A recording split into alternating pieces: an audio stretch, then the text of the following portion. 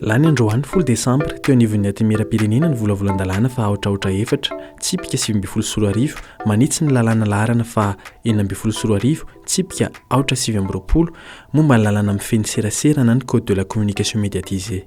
Solombavambaoaka 30 no nandany ity volavolan-dalàna ity. Ho andramatoa minisitra ny serasera sy ny kolotsaina Lalatiana Rakotondrazafy Andriatonga-Arivo dia fandresena goavana ao amin'ny mpanao gazety ny fahalanian'ity lalàna ity noho izy manome fahalalana kokoa ireto farany eo amin'ny fanatanterahana ny asany. Every kosa aloha fa tena andro manan-danja lehibe ho an'ny asa fanaovan-gazety androandroany ity satria ny fahalanian'ny lalàna teto anivony antemeram-pirenena izay mazava ho azy moa fa mety azo lazaina hoe jingana voalohany ihany satria tsika mbola andalo eny amin'ny antemeram-olona tena izanat izany kosa aza efa afaka miarahaba ny mpanao gazety ny tenako satria ny androandroany ity nahafahana nampandany sy nandany ny lalàna mifeny serasera iny nanovatsika n'ilay lalàna teo aloha izay nanoitohina ny fahalalàna nanimba ny fahalalàna dia everiko fa goavana be ho an'ny mpanao gazety amin'ny ankapobeny. Anisan'ireo nandika manokana ity lalàna ity ny Solombavambaoaka Fetra Rakotondrazafy. Izy raha teo dia anisan'ireo nitolona tao amin'ny MLE na ny Mouvement pour la liberté d'expression.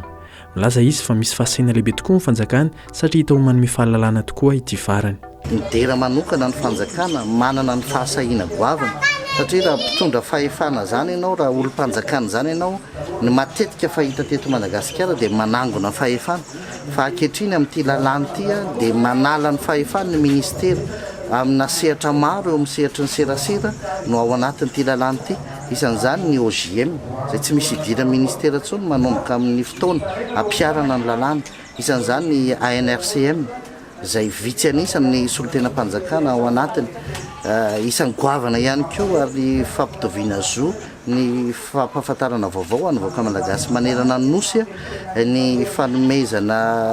fahafahana an'ireo radio tsy miankina sy televizio tsy miankina rehetra hiparitaka manerana amin'ny Madagasikara. Eo ihany koa ny fanafoanana tanteraka ny sazy fambonjana ho an'ny mpanao gazety raha ohatra ka heloka mifandraika amin'ny asany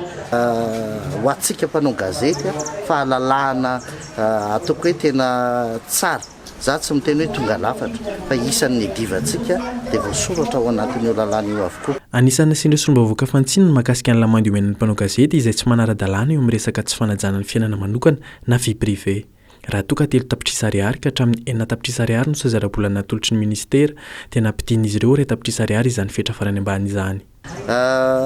Io dia mifandraika amin'ilay resaka mikasika ny vie privé. Mifaritan'ilay lalàna avy any amin'ny gouvernement no entin'ny ministera fa raha ohatra ka mihoatra n'ilay andinin-dalàna mamaritra ny vie privé kosa no ataony ilay mpanao gazety zany hoe tena fanahiniana natao mihitsy ilay firesahana ny fiainana manokan'ny olona dia ambony ny lalàna napetraka ny ministera fourchette moa zany napetraka. Rehefa nijery ny mpanao ny solombavambaoaka tao anatin'ny voamera dia mety hoe bankropotra n'ilay orinasa-gazety raha ohatra ka ambony be ohatr'izay le izy fa najanona ihany ilay faratampony ny 9 tapitrisa ariary fa saingy nahidina ho 2 tapitrisa ariary kosa ilay sazy farany ambany. Tsy nankasitraka ny fanafoanana ny sazy fanagadrana mpanao gazety kosa solombavambaoaka avy Anikandreo Tsikiva Adrien. Mahita izy fa be loatra ireo sy fanarahan-dalàna ataon'ny mpanao gazety ka mety hiteraka voka-dratsy ho an'ny firenena izany. Za koa tsy miteny teo fa hoe kidnapping nagadrana mpanao gazety na hoe namaky trano na namono olona tsy agny fa ao anatin'ny asa fanaovan-gazety misy filazana vaovao tsy marina barakany izany